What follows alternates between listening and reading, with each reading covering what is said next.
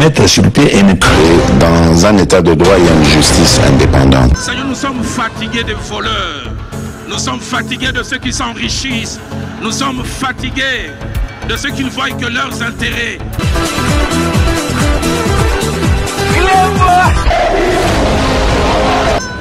Je m'engage à user de tout ce qui est en mon pouvoir pour que les erreurs du passé ne se reproduisent plus et pour que les actions nécessaires à l'avancement de notre pays soient promptement prises.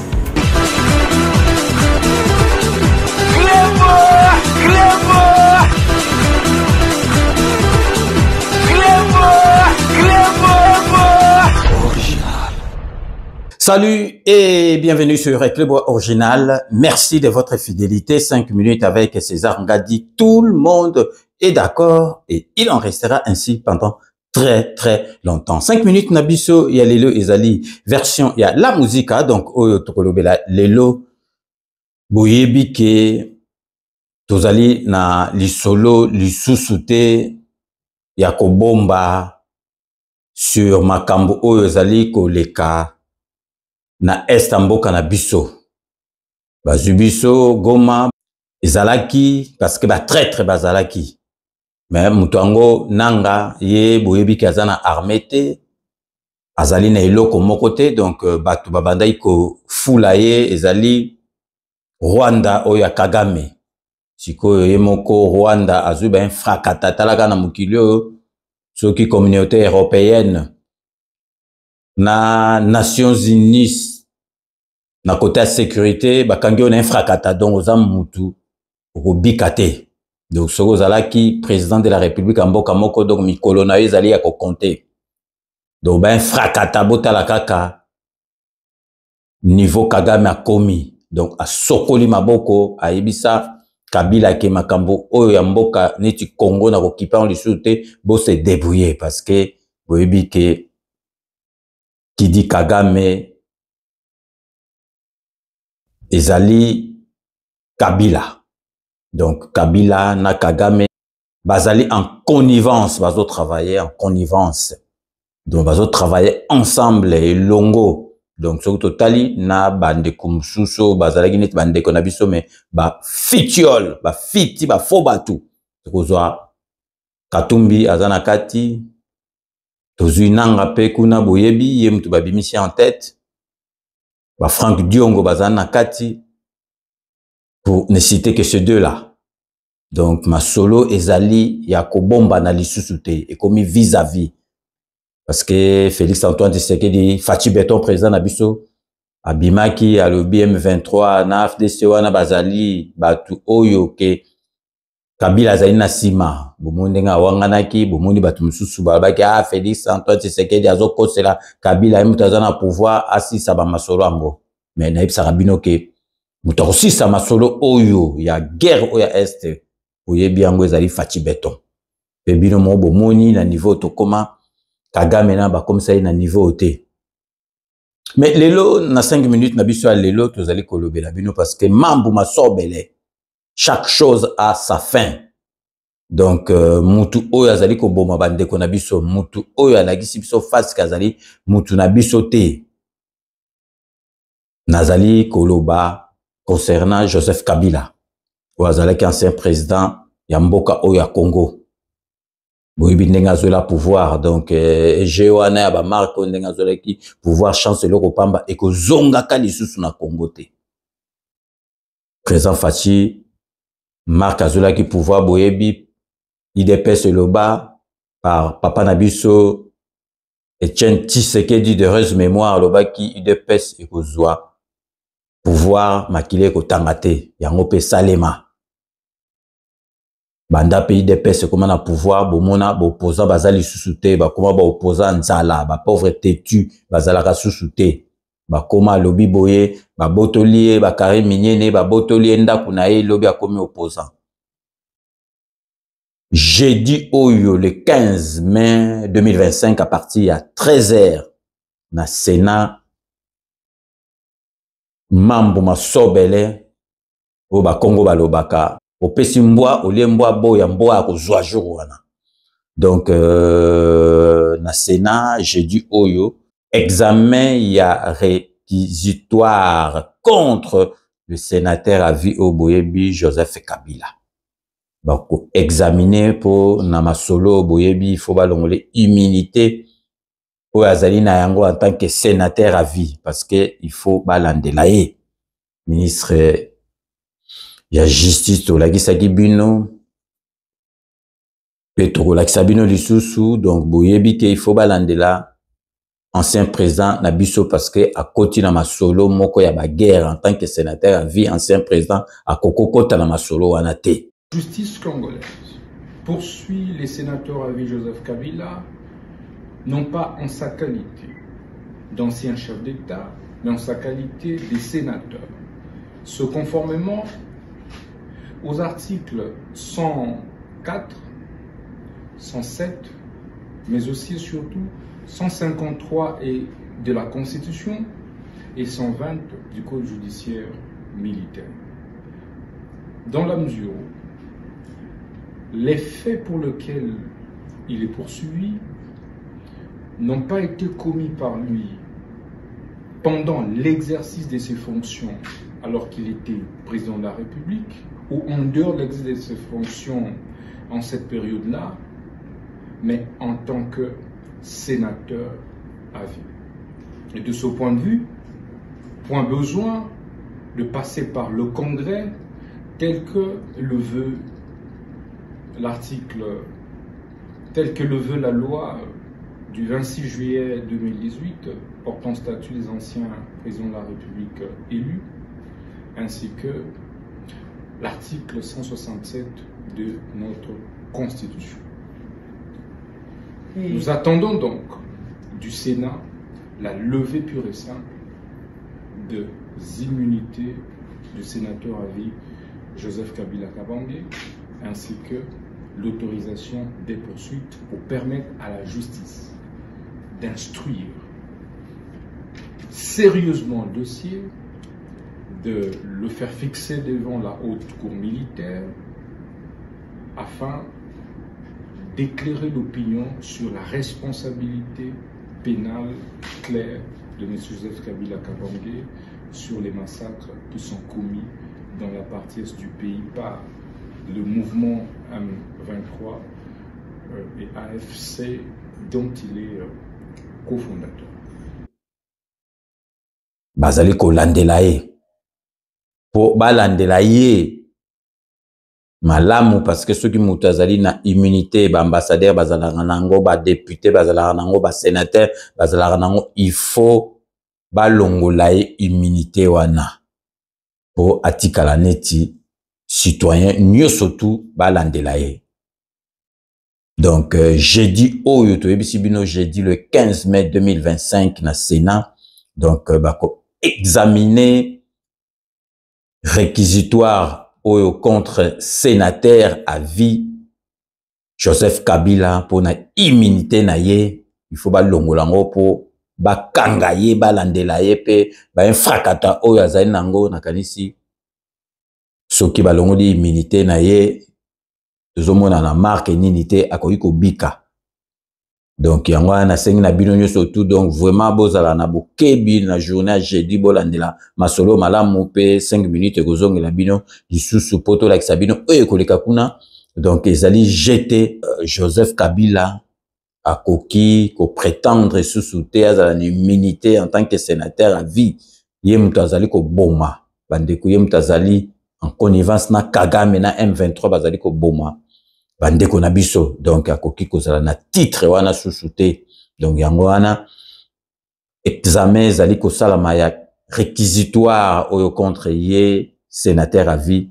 Donc vraiment kuna na kati ya Sénat bato Kabila parti à Kabila baza ba majoritaire te bazali te, donc ceux qui bataleli yango donc vraiment ekokeneti na suka tozali ko sepela ekeneti na suka to kolandango na bokebi nyoso tout. Donc yango wana lelo na kati ya 5 minutes oyo na lingaki na yebisa bino que jeudi le 15 donc tozo tourner émission mardi, donc après-demain, donc à partir à 13h examen et réquisitoire contre le sénateur à vie présent na biso oyo alongwaki Kabila parce que azali na grand débat ba trouble autour bato bazali kokufa ye azali ko travailler na Kagame na M23 ezali lisusu sécurité buso ezalaki donc aosala na marque katimini mais sigo akoma kosala ngo vis-à-vis bato tout bayebi donc ba ndoki oyo bazali kosala ke bandeko na biso bakufa. Donc tokomi nasuka émission na biso lelo ndenge na lobaka. Je vous laisse le soin d'en tirer vos conclusions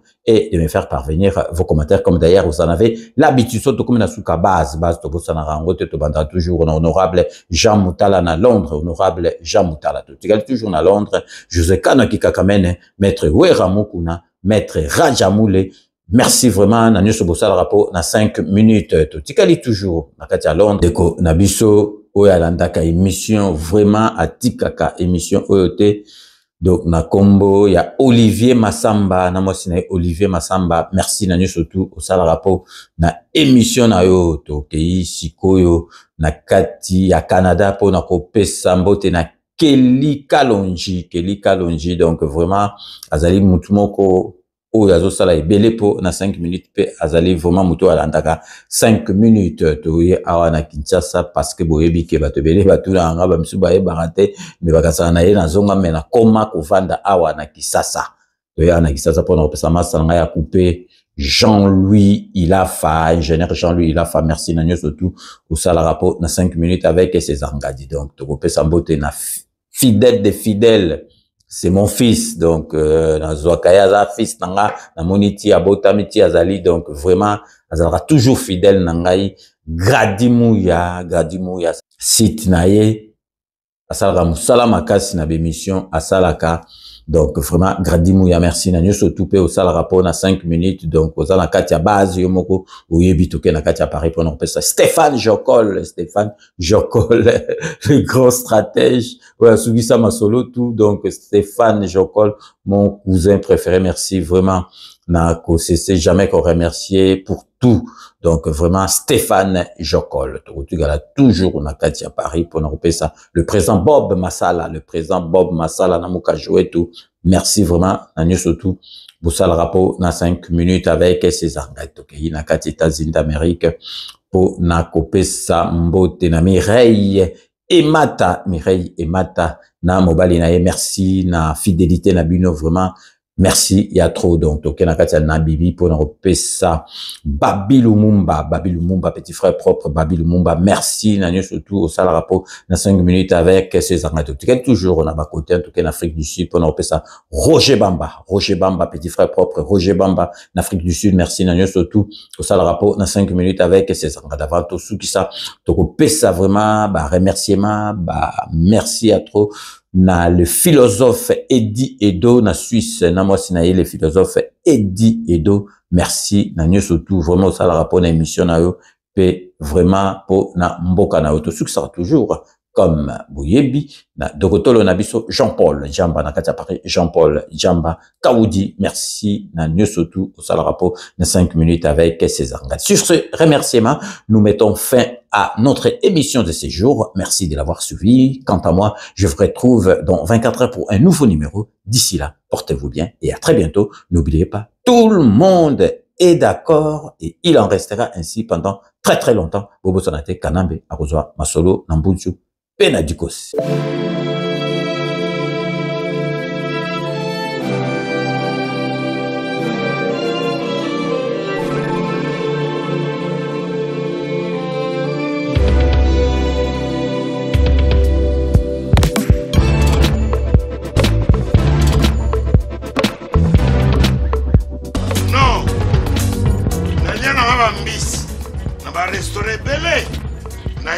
Mambo Galaxy na kuti poisson dala mbisi pe ya mwana te haza minere te haza mukolo ndoboko liango familial botondi mbisi basangisa na crevette kaka ya mbisi basangisa na makemba basangisa na poivron basangisa na céleri basangisa na pomme de terre basangisa na munganza lombisi azu vitamine bazali susu na ngulu bazali susu makayabu brochette otobengi kamundeli mayebo lobiloko nyonso ya mboka pas Galaxy Mambo, Tozolia. C'est Mambo Galaxy. Tozo sala pana bana mboka. Yangwana Congolais, pona esiko yokolela. Or que ba Congolais to yebani. Au sali 6 mois, au kundi la propriété. Tiens, vous avez mais Galaxy Mambo, 8 ans. Quel restaurant? Et ça m'a cicaté. Au numéro 137, rue André Carman, à Aubervilliers, composez vite les 07 53 28 89 07. Galaxy Mambo, c'est du wow.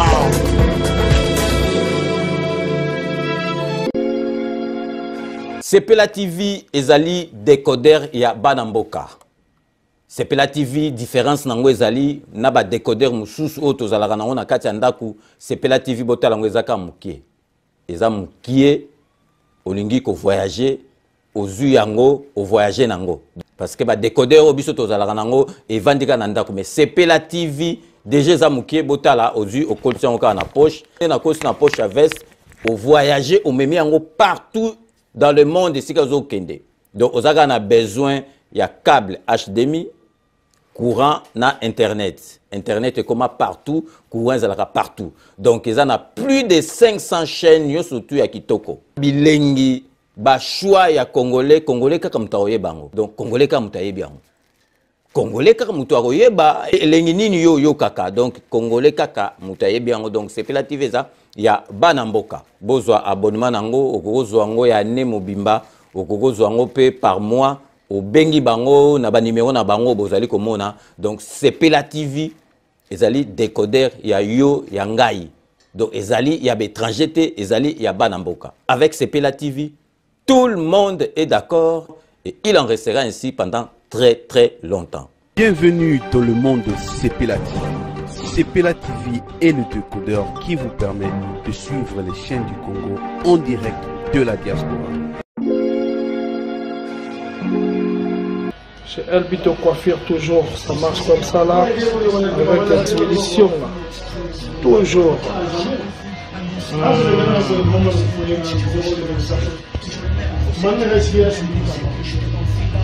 Salon number 1, chez Elbito Coiffure. Il coiffe avec sourire, il coiffe avec noblesse. Chez Elbito Coiffure.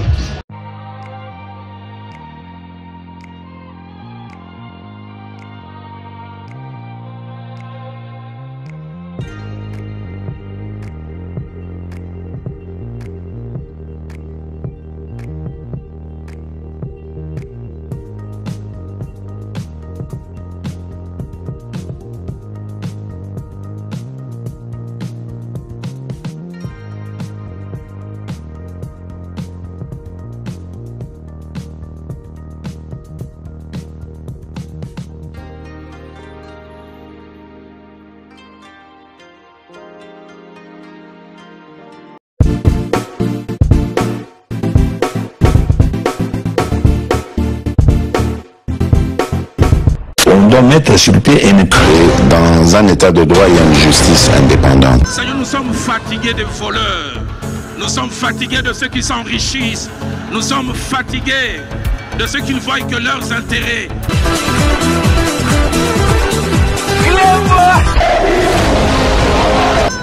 Je m'engage à user de tout ce qui est en mon pouvoir pour que les erreurs du passé ne se reproduisent plus et pour que les actions nécessaires à l'avancement de notre pays soient promptement prises.